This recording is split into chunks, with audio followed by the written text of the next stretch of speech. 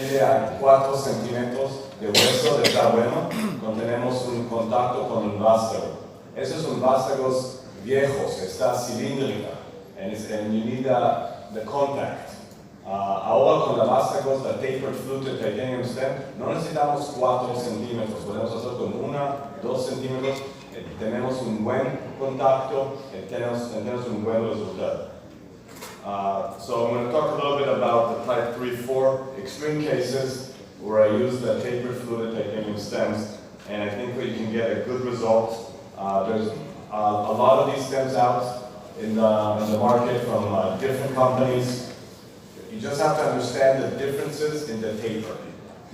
We have tapers with 2 degrees, 2.5, 3 degrees, and up to 5 degrees.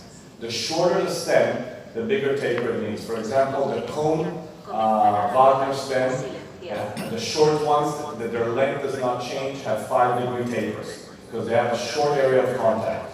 When you look at the longer tapered stems, the long Wagner stems, they're usually 3 degrees. When you go to stems that start to have less than 3 degrees of a taper, you have to start thinking that you need a larger area of contact, you need stronger reaming, and you may have more intraoperative fractures. So when I do these complicated cases, I make sure I'm using a 3-degree Wagner taper stem. There's a few of them in the market. I think they're mostly more or less the same, with a little bit of changes of the amount of offset and instrumentation. So whatever you find more comfortable, I think offset is important in revision cases in order to get stability. I don't think any complex revision ever complains that you gave them too much offset. So we saw this picture by all of the speakers. You have to remember when you do these complex revision, you want to have strength of fixation. You don't want to come back to the operating room. You want to have a good fixation. You want it to last for the life of the patient. You don't want to have hip instability. One of the biggest reasons for revision is dislocations. So you want to make sure you restore the offset, you restore the length, and the rotation and stability. And of course, you want to either eradicate or not have an infection. Some of the tools that I use in reestablishing the canal, the one tool I really like is flexible reamers. A lot of complex cases have false canals. So a false canal is a canal that leads you out of the femur. You have to somehow manage to find the real canal. The question is, how do you reestablish? How do you make that canal new? If you try and use rigid reamers, they will always go into the false canal, and you'll come out of the femur. You want to pass a guide wire, like you're doing for a fracture, and start using flexible reamers. What you're doing, you're taking away the wall of the false canal, and now the false canal is no longer. It's just a regular femur that has a little bit of a bulb, a little bit of a ballooning on one side. So when you take away that with flexible reamers until you get a nice circular canal again, now you can go and use the rigid reamers. The best instrument is fluoroscopy during these cases. Make sure you're in the right place. Okay? You want a template to know which stem you need. You need to know what tools you have. You don't want to start and then say, now I just have to cement something in there because I have nothing available. Because we know that cementing and these complex revisions are not a good outcome. If you have cement inside, you have to have the tools to remove them. More or less, Oscar is a brand name for ultrasound melting instrument that helps you melt cement and take it out. And you have to be flexible. These are complex revisions. You have to be able to adjust your plans. So the dangers is perforation. From a posterior approach, it's usually anterior lateral. You want to make sure your anteversion is fine. If you need to do an extensive trochanteric osteotomy, if you're thinking about it, it usually means you need to do it. Do it, have better access, and then just fix it with a few cables. If you do it right, it's a very strong tool. Outcomes are extremely good with healing back. Soft tissue lengthening, limb length discrepancy, that means bringing back the length so you don't have dislocation. And then think about using large heads, dual mobility constraints as needed. Okay? Let's look at some very complex femoral reconstructions. The model will show you that I do everything with a fluted tapered stem. And I personally prefer the monolithic monoblock, not the modular ones. There's great outcomes for the group in Vancouver with the SL Zimmer stem that they use in their place. with great outcomes with all type of femurs. I use a similar stem from a different manufacturer, but it's the same 3-degree Bodmer stem. So this is a young patient, 32-year-old female with chronic kidney disease that started in early age. She had multiple problems. She was extremely dependent in a wheelchair. Infection workup is negative. She had a hemiarthroplasty. I'm not sure why somebody gave her hemiarthroplasty for a 32-year-old female. On one side, and the other side, she had a girdle stone procedure. So this is her x-rays. Which side do we do first?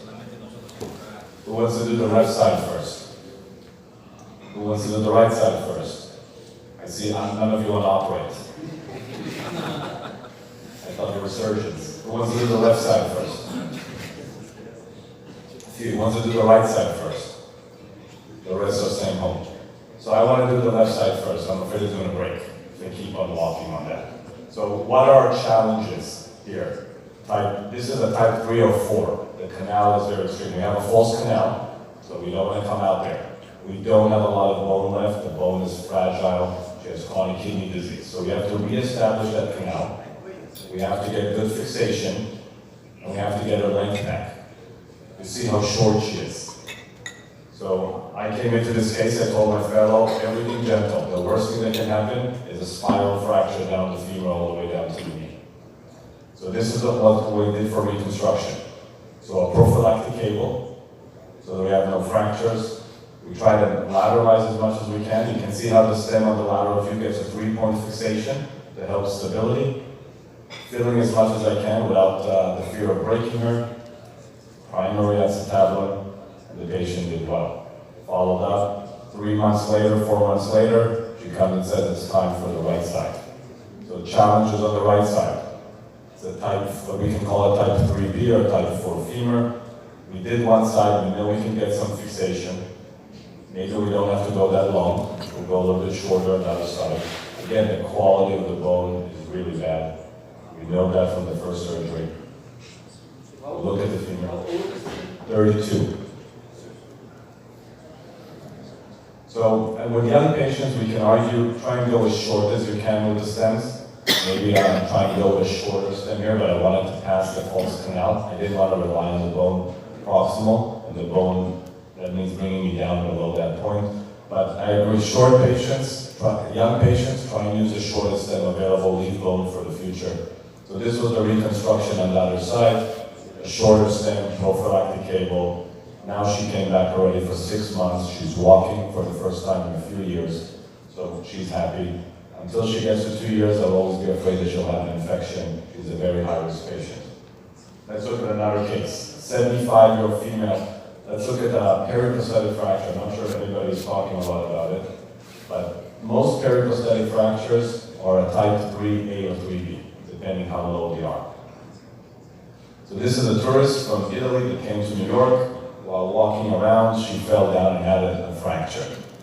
So the good thing about this fracture, she already did the ETO for us. I don't have to do a trochanteric osteotomy. The bad thing, if you look where the fracture ends, it's almost at the end of the isthmus and the flaring out of the femur. So some of my colleagues will say just do a proximal femur and get done with it. Quick surgery. I try and avoid as much as I can proximal femurs, the stripping of all the soft tissue, the instability is higher. So I try and preserve the ETO. So my plan here is to complete the fracture if it's not broken all the way proximal, open up the femur, clean the cement from inside, but at one point if the cement starts to break your bone into pieces, just leave it. Because that bone will never ingrow as well onto the stem. You're going to get your fixation distally, in the distal part. So clean out the cement from there, some prophylactic cables, and use a tapered fluted Bodmer stem. So that's the view from the side. The cup we're going to keep. Patient also has a total knee on the bottom. That looks okay. So periprosthetic B2, B3, which means a 3B or a 4 reconstruction. So a long tapered fluted stem, 2 cables on the bottom to protect prophylactically, 3 cables on top to kind of bring the fracture around the femur. And the reconstruction is not extremely difficult. Step by step, slowly. So that was an example of a fracture one. 61 female, total hip almost 20 years ago, starting to have hip pain. So an old cemented stem. So again, the challenge, we have a false canal. We have cement to take out. We have to reestablish the canal. We're kind of in the middle section of the isthmus, 3B category. It's a short area. You have to be careful not to ream too much and ream out that bone and have nothing left. So cement removal, opening the false canal, correcting the varus deformity. Again, a tapered, fluted stem, monoblock, can do the work extremely well. You can see where the fixation is in the end part of the stem. That's enough. It will grow in there, and the stems will stabilize. You have to get comfortable with your technique with these stems, so choose a stem, get comfortable so you don't have subsidence. You don't want the stems to fall down as the patient starts walking on it.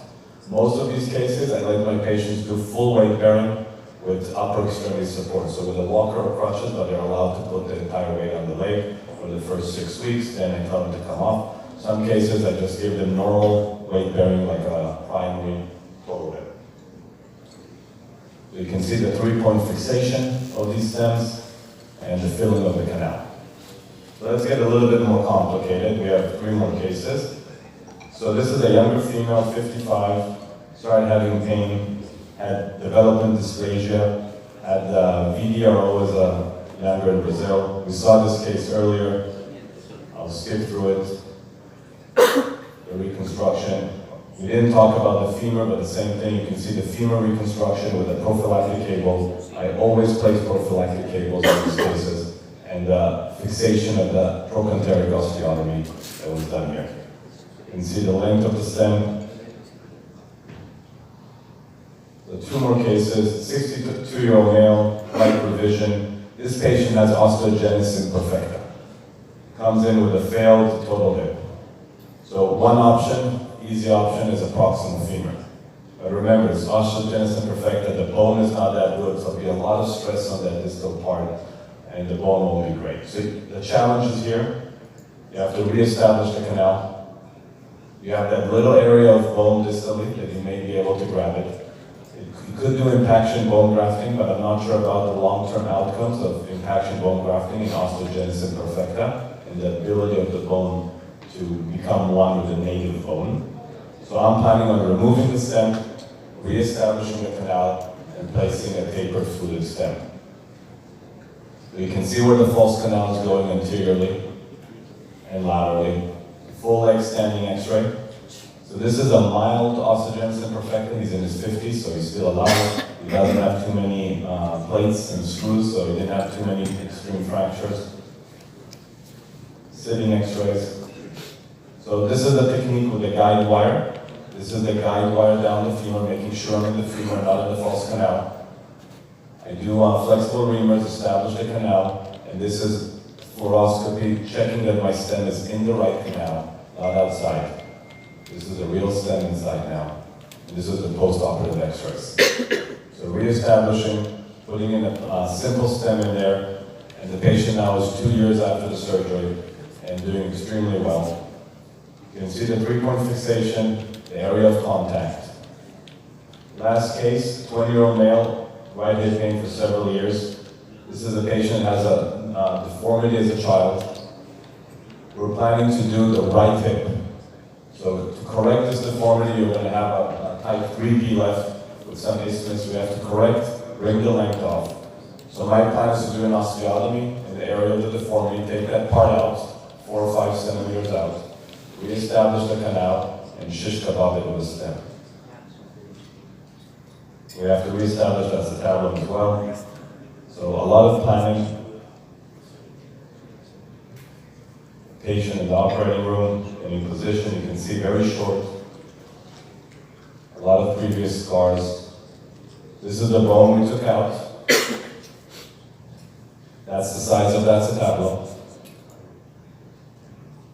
A lot of fluoroscopy, a lot of x-rays, making sure you're in the right place. You have one chance. If you break the bones there, there's nothing left. Checking that I like it. Putting a plate for security. Bridging the bone. And that's the post-operative x-ray. Okay, patient is now a year out of surgery. He's doing well. What looks like impingement on the acetabulum is in two different planes. It's anterior, the bone on the acetabulum, so it's not engaging the femur. Since then, I revised his left side because it was a cemented loose stem that was done by a different hospital.